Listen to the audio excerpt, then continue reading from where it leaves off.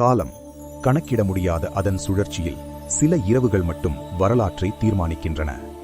1000 காலத்து பழமையான ஆலயங்களின் அந்த மணியோசை, காற்றில் கரைந்து கிடக்கும் விபூதி நறுமணம், இவை வெறும் சடங்குகள் அல்ல, நம்மை ஒரு மாபெரும் புண்ணிய காலத்திற்கு அழைத்துச் செல்லும் ஆத்மாவின் அழைப்பு. இது வெறும் நிலவில்லாத இரவு அல்ல, இது நம் மனதை சூழ்ந்துள்ள அஞ்ஞான இருளின் அடையாளம். புராணங்கள் சொல்கின்றன, உலகம் இருளில் மூழ்கிய போது ஈசன் பேரொளியாக தோன்றினார் என்று. ஆனால் உண்மை என்ன தெரியுமா? அந்த இருள் வேறெங்குமில்லை, நம்முள் இருக்கும் கோபம், காமம், அகங்காரம் எனும் அசுரர்கள்தான் அந்த இருள். அந்த இருளை விரட்ட சிவபெருமான் இன்று நம் இதயத்தில் ஞான சூரியனாக உதிக்கிறார். இந்த இரவு ஒரு ஆன்மீக புரட்சி, நாம் தொலைத்த சக்தியை, இழந்த அமைதியை மீண்டும் மீட்டெடுக்கும் ஒரு மகா சங்கமம். பண்டைய ஏடுகள் உபவாசம் என்ற சொல்லுக்கு ஒரு ரகசியத்தை வைத்துள்ளன. உப என்றால் அருகில், வாசம் என்றால் தங்குதல். இறைவனுக்கு அருகில் தங்குவதே உண்மையான உபவாசம்.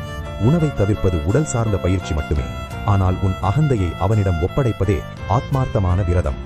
ஒரு வரலாற்று சிறப்புமிக்க உண்மையை இன்று உரக்கச் சொல்வோம். நான் இந்த உடல் அல்ல, அழிவற்ற ஆத்மா. அந்த பரம்பொருளே என் தந்தை. இந்த விழிப்புணர்வு ஏற்படும் அந்த நொடி பழைய நான் இறந்து போகிறான். ஒரு புதிய மனிதன், ஒரு ஞானி நமக்குள் பிறக்கிறான். இந்த சிவராத்திரியில் விழித்திருப்போம் ஞானத்தோடு. அனைவருக்கும் ஆத்மார்த்தமான மகா சிவராத்திரி நல்வாழ்த்துக்கள். ஓம் சாந்தி.